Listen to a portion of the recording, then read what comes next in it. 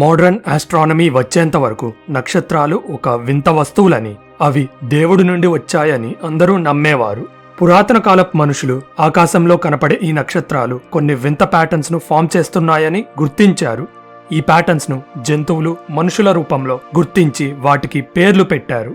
వాటినే మనం ఇప్పుడు మీనరాశి, వృషభ రాశి అని పిలుస్తున్నాం. ఇంగ్లీష్లో వీటిని కాన్స్టిలేషన్స్ అంటారు. అయితే ఈ రాశులు జాతకాలను ఎఫెక్ట్ చేస్తున్నాయని మన కల్చర్ నమ్మిన చాలా ఇతర కల్చర్స్ లో అవి ఒక గ్రూప్ ఆఫ్ స్టార్స్ మాత్రమే. మధ్య యుగపు యూరప్ లో మాత్రం ఆకాశంలో ఉన్న ఏంజల్స్ కొవ్వొత్తిని వెలిగిస్తే పుట్టిన కాంతిని స్టార్స్ అనుకునేవారు. అలానే విశ్వంలో భూమి సెంటర్లో ఉండేది అని, దాని చుట్టూ మిగతా విశ్వంలో ఉన్న గ్రహాలు స్టార్స్ తిరిగేవని నమ్మేవారు. దీన్నే మధ్య యుగాల్లో టాల్మేయిక్ యూనివర్స్ అనేవారు. అయితే ఈ థింకింగ్ ని ఎవరు మార్చారు? గెలీలియో వచ్చి మిల్కీవే అంటే పాలపుంత అనేది ఒకటి ఉంది, ఇందులో చాలా స్టార్స్ ఉన్నాయి, అందులో ఒక స్టార్ మన సూర్యుడు, దాని చుట్టూ భూమి తిరుగుతుంది అని చెప్పాడు. ఇదే చర్చికి కోపం తెప్పించింది. ఇంకో 100 సంవత్సరాల తర్వాత ఇమాన్యుయల్ క్యాంట్ అనే జర్మన్ ఫిలాసఫర్ ఆస్ట్రానమీ ఫీల్డ్లో రీసెర్చ్ చేస్తుండగా ఒక నమ్మలేని నిజాన్ని కనిపెట్టాడు. పాలపుంత అనేది తిరుగుతున్న ఒక బాడీ అని, మన సోలార్ సిస్టంలో సూర్యుడి చుట్టూ గ్రహాలు ఎలా తిరుగుతున్నాయో పాలపుంత సెంటర్ చుట్టూ సూర్యుడి లాంటి స్టార్స్ తిరుగుతున్నాయి అని చెప్పాడు. ఈ స్టార్స్ అన్ని రాత్రి ఆకాశంలో ఒక బ్యాండ్లా కనపడతాయి.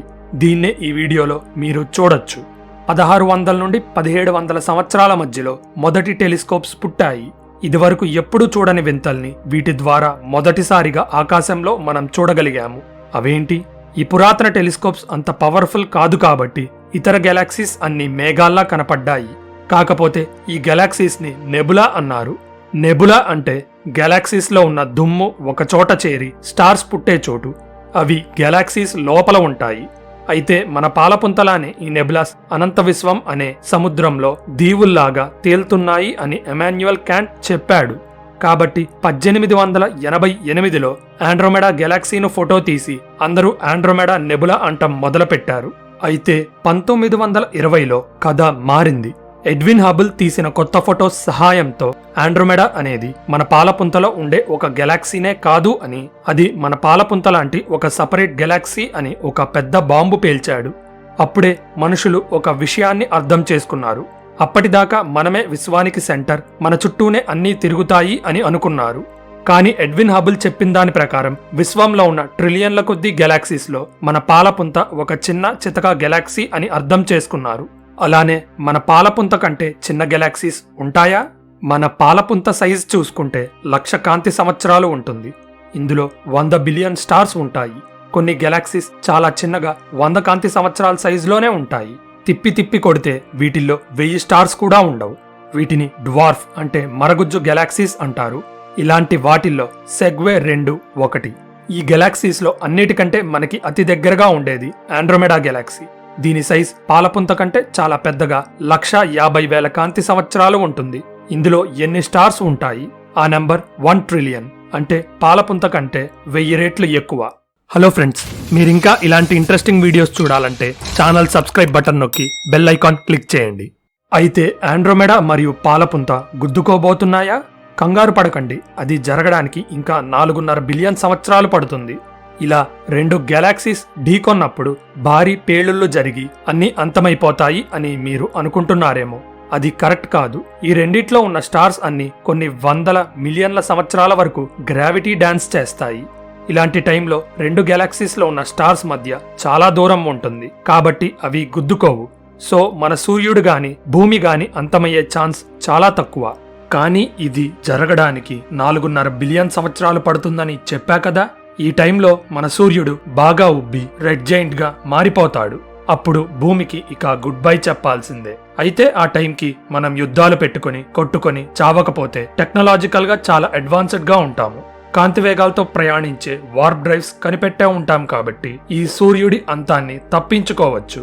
కానీ పాలపుంత మరియు ఆండ్రోమెడా కలిసిపోతే ఒకటి మాత్రం ఖచ్చితంగా జరుగుతుంది. అదే ఈ 2 గెలాక్సీస్ మధ్యలో ఉండే super massive black holes violent గా గుద్దుకోవటం. మన పాలపుంత మధ్యలో ఉండే super massive black hole size 4 million సూర్యులతో సమానం. ఇక ఊహించుకోండి అది ఎంత పెద్దదో. అది చాలా ఎక్కువ అనుకుంటే ఆండ్రోమెడా సెంటర్లో ఉన్న సూపర్ మ్యాసివ్ బ్లాక్ హోల్ గురించి వినే వరకు ఆగండి.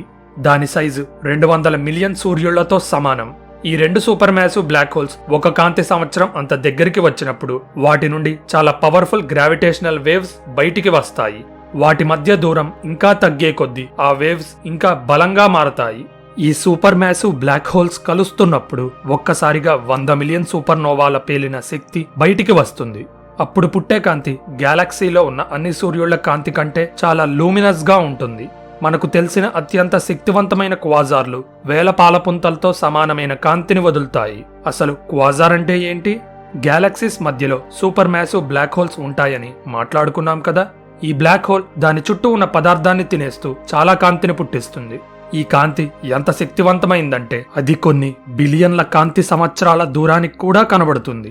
అయితే ఇప్పటి వరకు మనం కనిపెట్టిన అతిపెద్ద గ్యాలక్సీలో మన భూమి ఉంటే ఏమవుతుంది? దీని గురించి తెలుసుకునే ముందు అసలు ఎన్ని రకాల గ్యాలక్సీస్ ఉంటాయో మీకు తెలియాలి. ఫస్ట్ ది మన మిల్కీవే లేదా ఆండ్రోమెడా గ్యాలక్సీ లాంటి స్పైరల్ గ్యాలక్సీస్. ఇవి ఫ్లాట్ గా ఉంటాయి. దాని చుట్టూ ఆక్టోపస్ లాంటి చేతులు పొడుచుకొని వస్తాయి.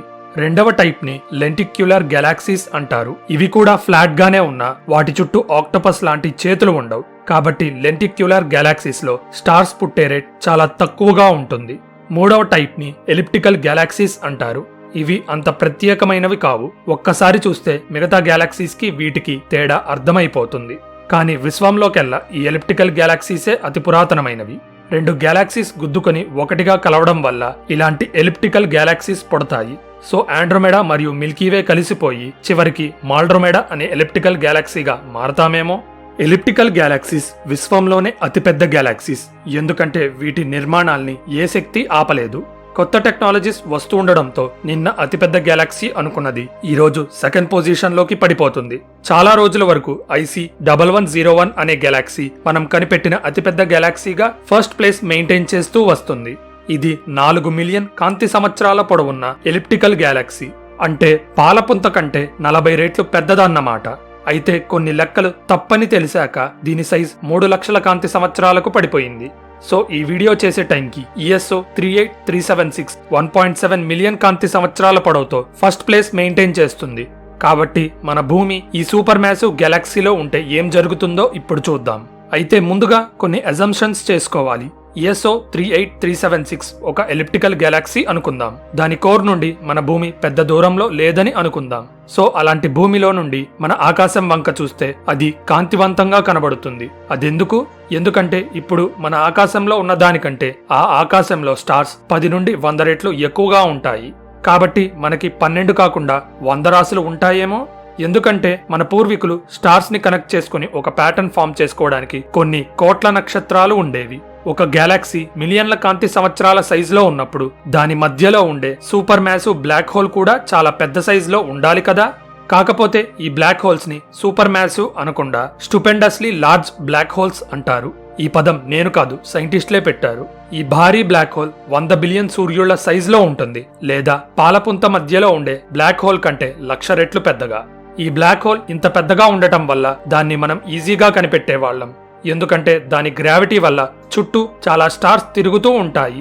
ఇలాంటి గ్యాలక్సీలో ఉండటం వల్ల ఇంకొక భయానక విషయం ఏంటంటే ఇంకో గ్రహంలో జీవం ఉండొచ్చు. అంటే ఈ పాటికే ఏలియన్స్ ని కనిపెట్టేసి ఉంటాం. ఎక్కువ స్టార్స్ ఉంటే ఎక్కువ గ్రహాలు ఉండాలి. ఎక్కువ గ్రహాలు ఉంటే అందులో ఎక్కువగా జీవం ఉండే అవకాశం ఉంది. ఇలాంటి ఇంట్రెస్టింగ్ స్పేస్ ఫ్యాక్ట్స్ గురించి తెలుసుకోవాలంటే మన ఛానల్ సబ్స్క్రైబ్ బటన్ నొక్కి బెల్ ఐకాన్ క్లిక్ చేయండి. ఈ ఇన్ఫర్మేషన్ అందరికీ రీచ్ అవ్వాలంటే వీడియో లైక్ చేయడం మర్చిపోకండి. మీ సపోర్ట్ వల్లే ఈ ఛానల్ ముందుకు కదులుతుంది. So thank you for watching. This is your phantom signing off. See you in the next one.